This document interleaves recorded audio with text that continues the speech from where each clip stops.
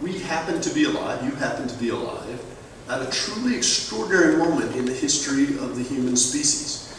In the sense that the decisions that you are going to make, not over the next 3 years, but after that, 4th year, 5th year, 8th year, 10th year out, are going to have profound impacts, and not only on your own lives and the lives of your children, but in fact for every human being who will ever walk the face of the planet from now until the end of time.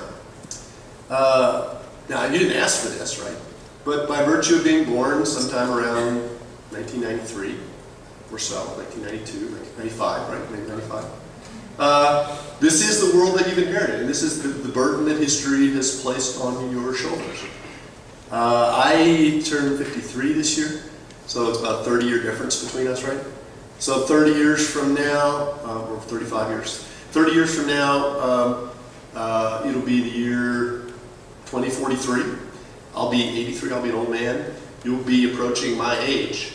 If you have kids, they'll be your age. And at that point, we really will know the future of the Earth in a very deep way. We're going to know how many people will be on the planet, whether there's 9 or 10 billion people on the planet. But we're going to know more fundamentally how hot it's going to get, and whether global warming is going to drive the planet 4 degrees Fahrenheit hotter during your lifetimes, or 12 degrees Fahrenheit hotter during your lifetimes. And to put those numbers in perspective, during the last ice age, when this particular building was covered by about 1,000 feet of ice, the world was only 9 degrees Fahrenheit colder than it is right now. So, again, the point is, you guys are facing the very real possibility of a swing in global temperatures of ice age magnitude within your lifetimes, only in the opposite direction.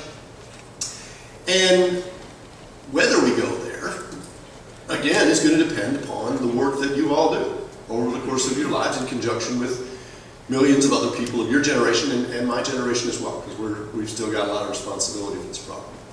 Okay? Now, how to stop this? What does it mean? Well, you know, if we're really going to hold global warming to the low end, it means that you guys have got to rewire the entire world with clean energy, redesign every city on Earth, reimagine the global food system, reinvent transportation. In doing all that, create tens of millions of jobs, help lift billions of people out of poverty, and create a truly different kind of economic system, global economic system. One that puts sustainability instead of profitability at the center of all of its initiatives. Okay, who wants to sign up? You guys want? I don't see any hands going up. Who wants to do this? There's a few. Yeah, somebody. Okay, that's an okay thing to do.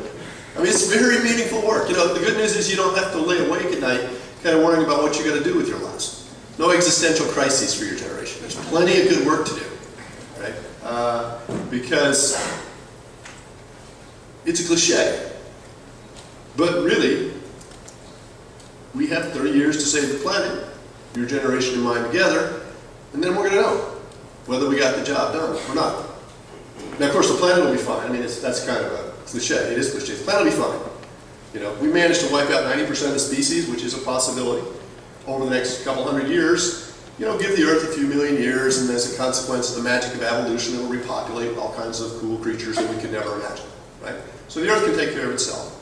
But what we're talking about is maintaining a habitable, safe, secure world for our kids and grandkids.